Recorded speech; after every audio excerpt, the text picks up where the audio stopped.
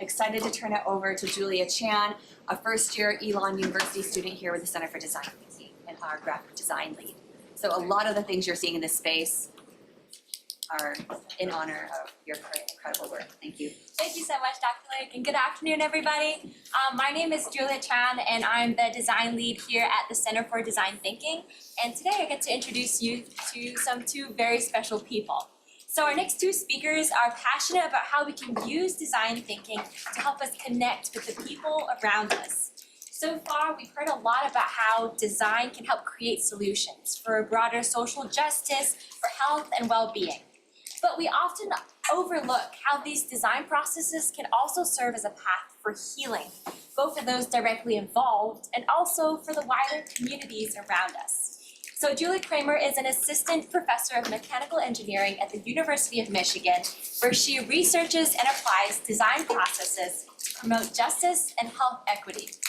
Avery Staton is an equity design strategist, facilitator, and coach, focusing on advanced design justice through institutional and community work. So please help me welcome Julia Kramer and Avery Staton.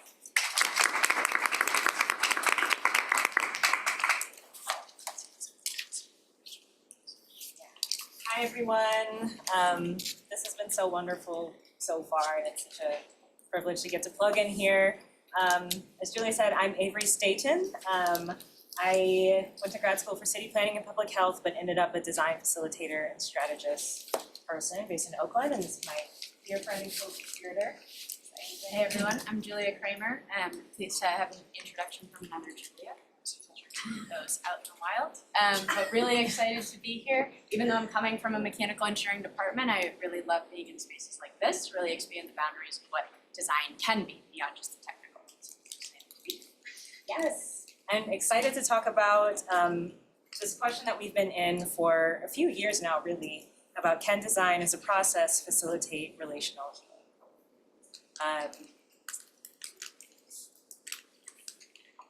Got it, okay.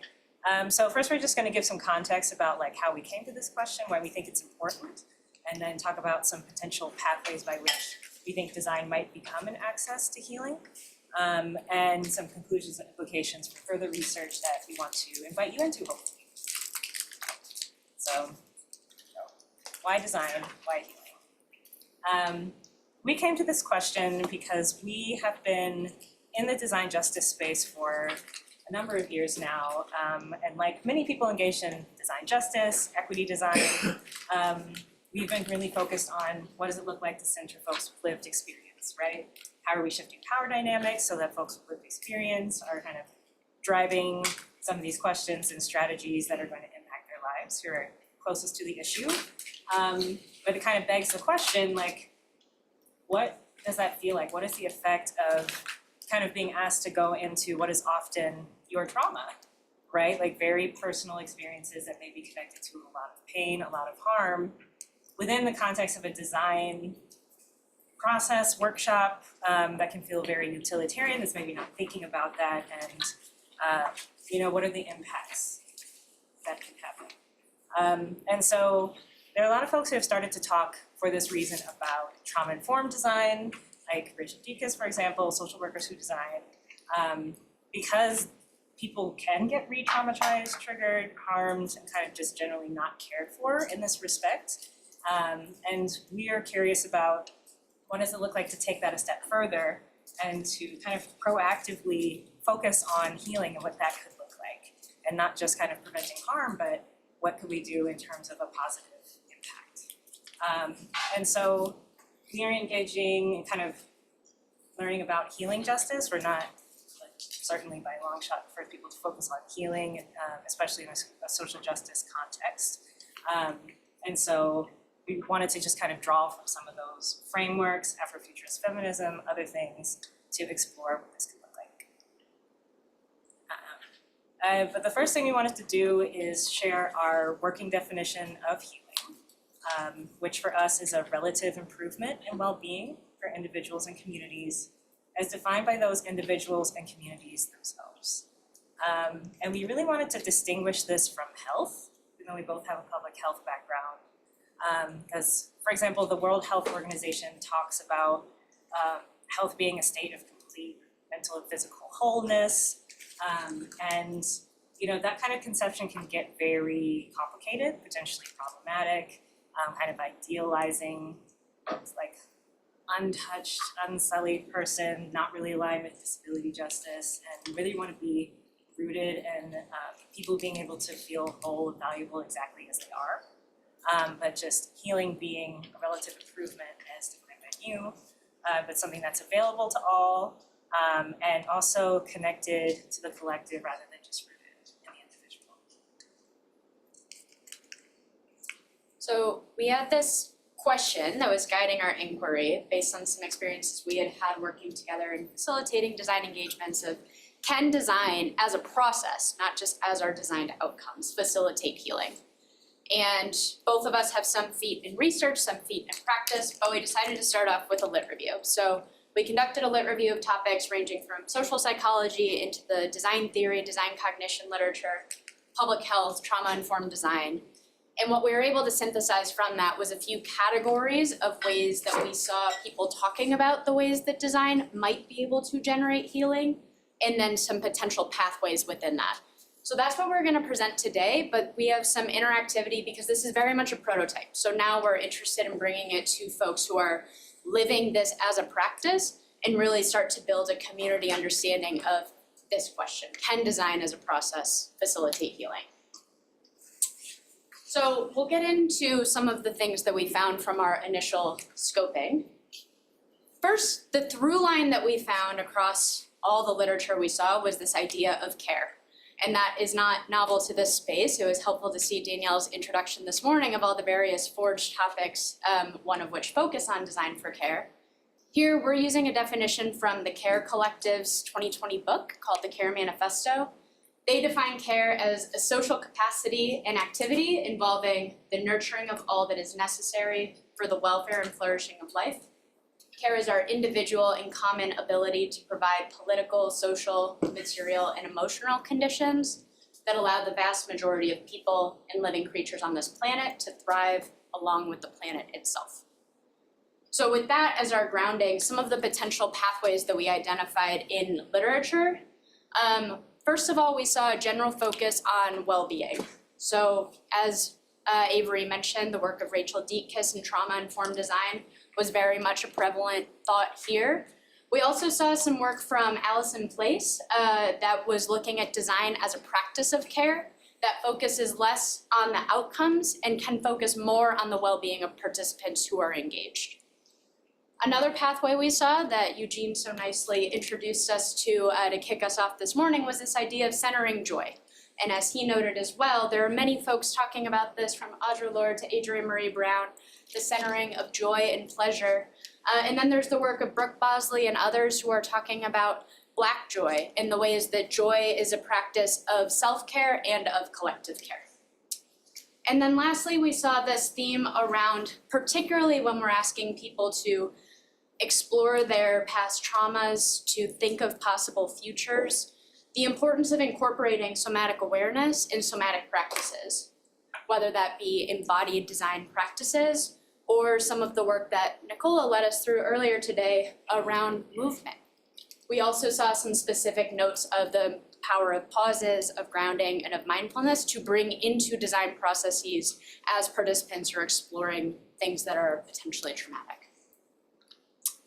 And so with that, we developed this framework where building and care is really the foundational layer, with those three pathways as three potential pathways. We also saw a few additional categories. First, around building community among the people who are engaged in the design engagement, the facilitators themselves, and the ways that they're connecting with each other in relationship. And building power among those who are involved in design engagements, among the facilitators of design engagements, and the power that they have as collectives as well. So we won't have time to go into all the pathways that we found here, but we'll focus on two that are at the intersection. Come through tag team energy. So the two that we're going to focus on before we go into our collaborative work are developing collective memory and raising critical consciousness. So collective memory was defined in this article by N.A. Chiamesu It's a great article in the Journal of Black Psychology, where folks developed a framework called the Community Healing and Resistance Through Storytelling framework. And developing collective memory is something they understand as a group shared understanding of the recent or distant past, right? So a sense of history, a sense of where you've come from, where we've all come from, where we've been. And we know that's so connected to someone's sense of who they are in community, where they're going, what's possible. And so they're saying that there's this positive association between developing a collective memory and psychological health. It's something that can help buffer against internalized oppression, different victim blaming narratives, isolating narratives, disempowering narratives, symbolic violence, and also can help center joy and build resilience in that way. And relatedly, critical consciousness, defined as the development of new community narratives and partaking in critical community action, kind of takes this understanding of self-history context and explicitly making oppressive dynamics visible, and connects that to empowerment and critical action, right? So embracing ways of knowing that are affirming, that are connecting, and that provide access to resistance and power. So for us, that kind of connects to certain design practices around storytelling, for example. If when we are, trying to understand experiences instead of extracting experiences, maybe we are facilitating healing storytelling experiences. And are we defining design challenges in a way that makes oppression visible? And so we're revisiting our question, can design processes be an opportunity to facilitate healing? Here's where we're going to ask you all to engage with us in much the similar style as many folks have been doing today, some individual time to reflect, some table share out, and some large group share out. And we're going to ask you to think about your experience perhaps as a designer or as a facilitator of design engagements or a design educator or as a human being. What might be some of the tools, methods, intentions, or mindsets that you could imagine bringing or have brought into a design process that might be able to contribute to healing? So before we give you all some time to think about that, Avery has an example to make this a little bit more clear what we're looking for.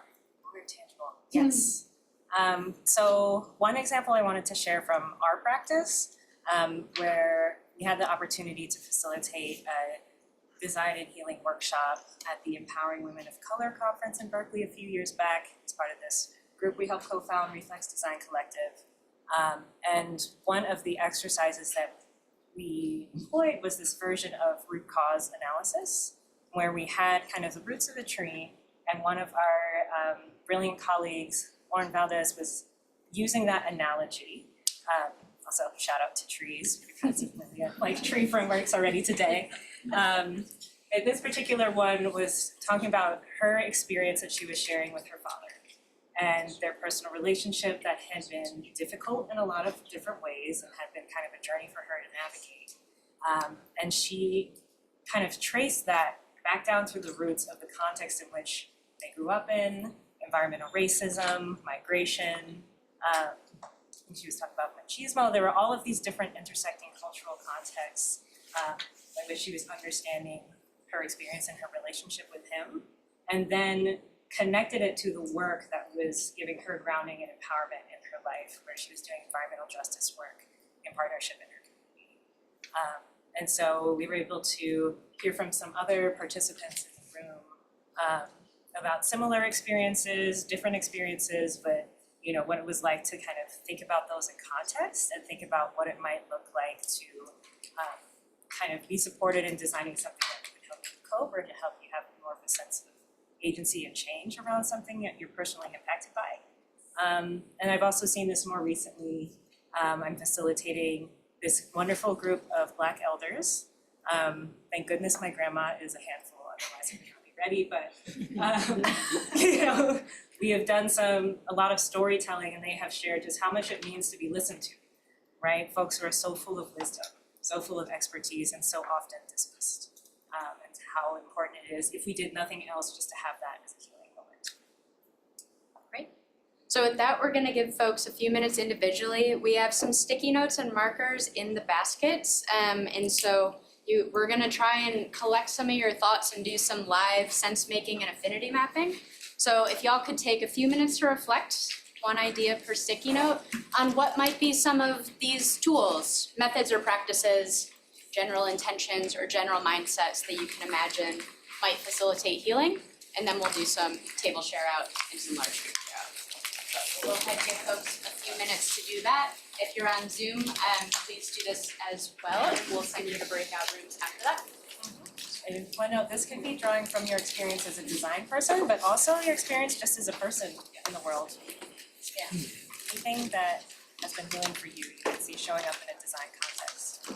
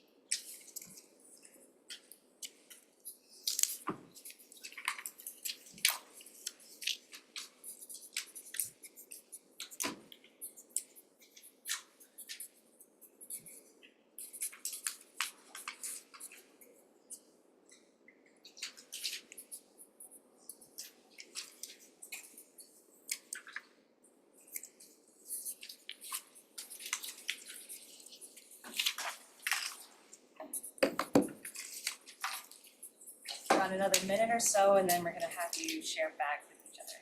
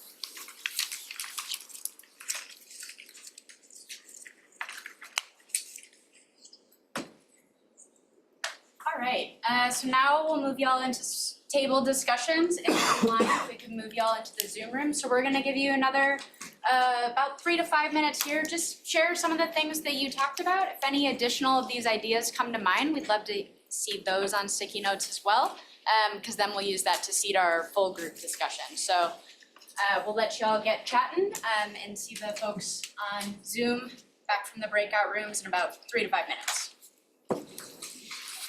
Okay, first one I thought of is just idea generation and how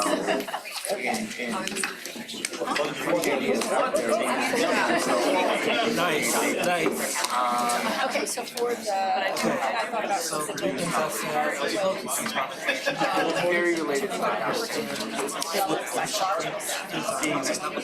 lot of So seeing that you can have a tangible go in and impact on the world. restart and doing some things to lay that psychological safety, trust foundation in a really strong way. Well, it's more like your ability to learn. like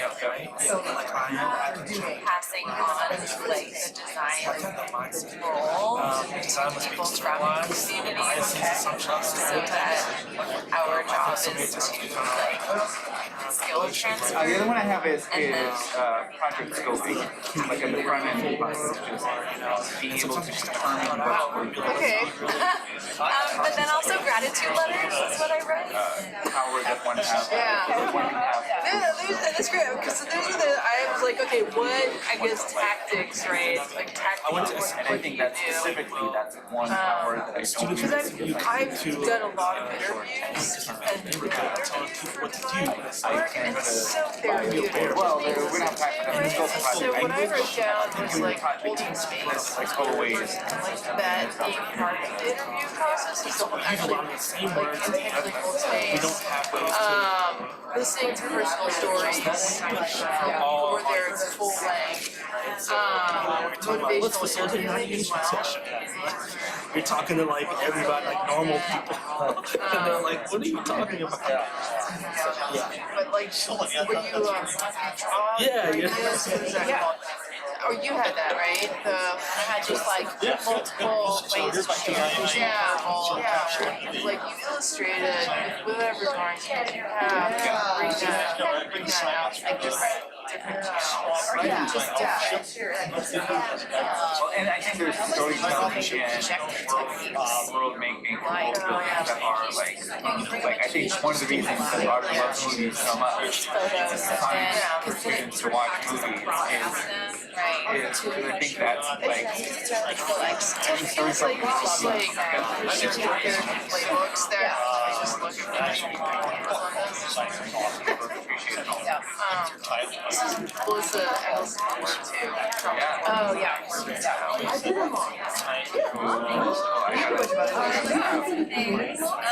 Intergenerational exchange play. Oh, that's awesome. Yeah, that is Like in the news where they're like, they now have preschool run out of like older community centers. I'm like, that's good for I'll take about one more minute. appreciative inquiry. Yeah, the mindsets and the methods for that to really like asset-based, strengths-based inquiry. And then sensitive facilitator. There's no wrong. Actually, I have 2 out of 3. That psychological safety. No 2 wrong answers. And we're also caring for ourselves and our design. Yes. Must do it for a guy at least. The information and like space available to be collected.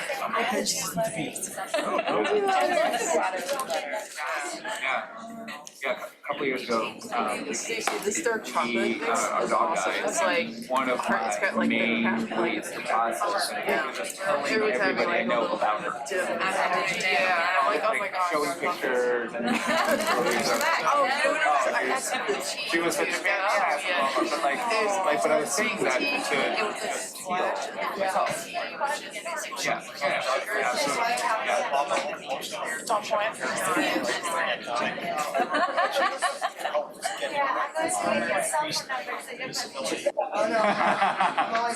Right, it's like about, I'm on too many people's rollers. So you don't have classes today? Alright. Last folks to come back, I think we've got our folks back from the Zoom room as well. So here we'd love to just take about 5 minutes and maybe hear some highlights from what y'all were thinking. If you're willing to share any of the stickies, like I said, we'll do some live mapping up here as y'all chat. So any thoughts from folks in the room, and then we'll ask some folks on Zoom to share as well.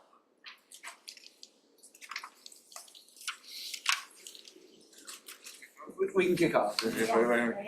One from a design like methods tools theme that we started with is making prototyping building stuff as a creative agency expression, as a way to see oneself as empowered to make tangible impact in the world, but also just to create ideas and that as a way of there was this really great paper we found from the design cognition literature that talked about creativity as a source of power. So certainly very cool to hear. Yeah, we're all And we building also it. had story sharing, Yeah. story Sharing, yeah.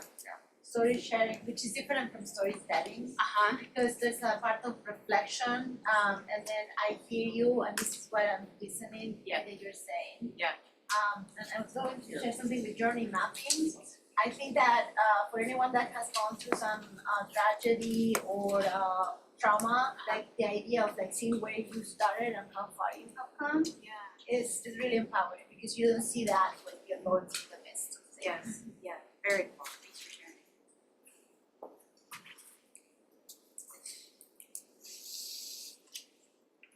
Over here? So I was thinking of in terms of the design facilitator. So I have the importance of the growth mindset. People being able to understand that they're capable of learning and capable of changing is the first step in making any kind of healing process. Then facilitators tend to use buzzwords, so I put accessible language.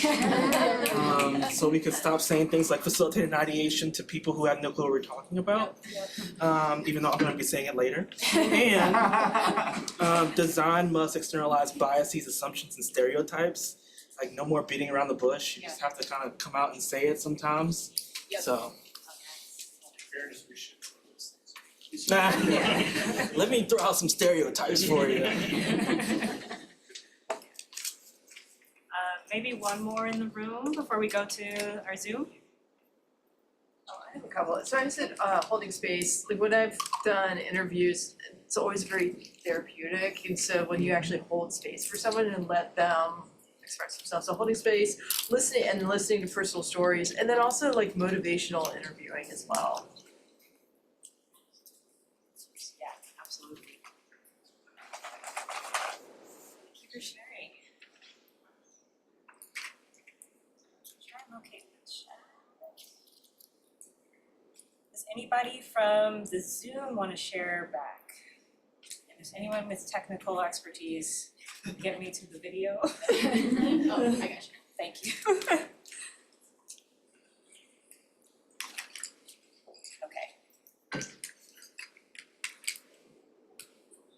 If anyone volunteered, please volunteer again because I couldn't see your face.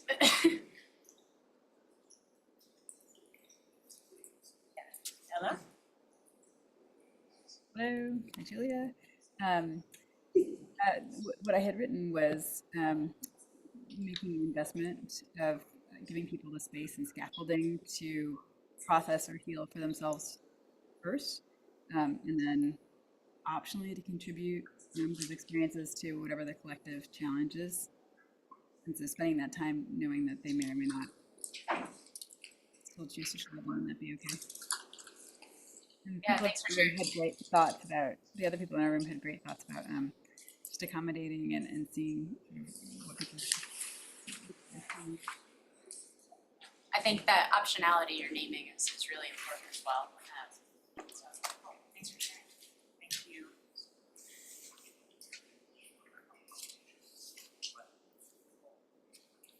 Okay, so just to wrap this up, we wanted to bring up some implications for practice and research that we wanted to highlight. And one is just leading with a note of caution, which is centering care means being careful, right? And just being honest about the fact that most designers are not trained healers, right? Like most of us are not therapists. Most of us don't necessarily have the expertise to kind of like deeply support people in their mental health. Some people do, but just kind of knowing our limits and taking precautions if we're really trying to go there with people and invite people to go to very vulnerable places. What have we planned in terms of container to support people? For example, I work with a community organization right now where we go to some places, but then there's free therapy on site that people can access whenever they need to, right? So seeking collaboration in that way can be great.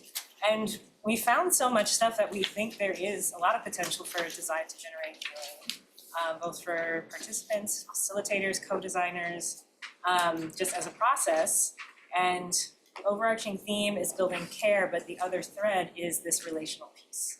right? Understanding that we as individuals are also a set of relationships internally, externally, and that healing, most of the things we found depends on a sense of connection, who we are within that, and how we're able to move within the collective. And the last note is that, you know, the power of this probably grows the more in-depth the engagement is. We're not trying to say that design workshops are therapy, right? But, you know, invite people to really join us in this question of what does design for healing look like? Because what does design not for healing look like, right? Like, is it designed for indifference? Is it designed for harm, neglect, neutrality? We think it's important to put a constructive lens here. And we created, there's a handout on the tables that can also be reached with this QR code and this link, where it summarizes kind of the full scope of the literature we did and all of the different things we found, but there's also a survey where people can submit what you've come up with, what you've brainstormed, other ideas, and we're creating like a crowdsourced document that everybody can access if you want to keep the conversation going. So we kicked it off saying we are, of course, not the first to be thinking about this. We've heard other threads today. We know you all have so much good embedded knowledge as well. Some particular people and organizations we just wanted to shout out. The Kindred Southern Healing Justice Collective has really been focused on building this movement and naming what healing justice is. The work of Rachel Dietkus, who also co-founded Social Workers Who Design and really foundational in this idea of trauma-informed design. Denise Shante Brown is a design strategist who also founded the Black Women Flourish Collective and the Design Justice Network CarePod, which you can't see behind the Zoom thing until Avery moves it. There, perfect. So just wanted to shout out some of the folks that we were really inspired by in conducting this, even if they might not have been in the academic literature as well. So thank you all so much. We really look forward to continuing the conversation, and if you all feel so inspired in person to continue populating the board, that'd be awesome. Virtual, if you want to continue populating the Miro board, that would be wonderful as well, and we'll be able to do some merging afterwards. So thank you all so much.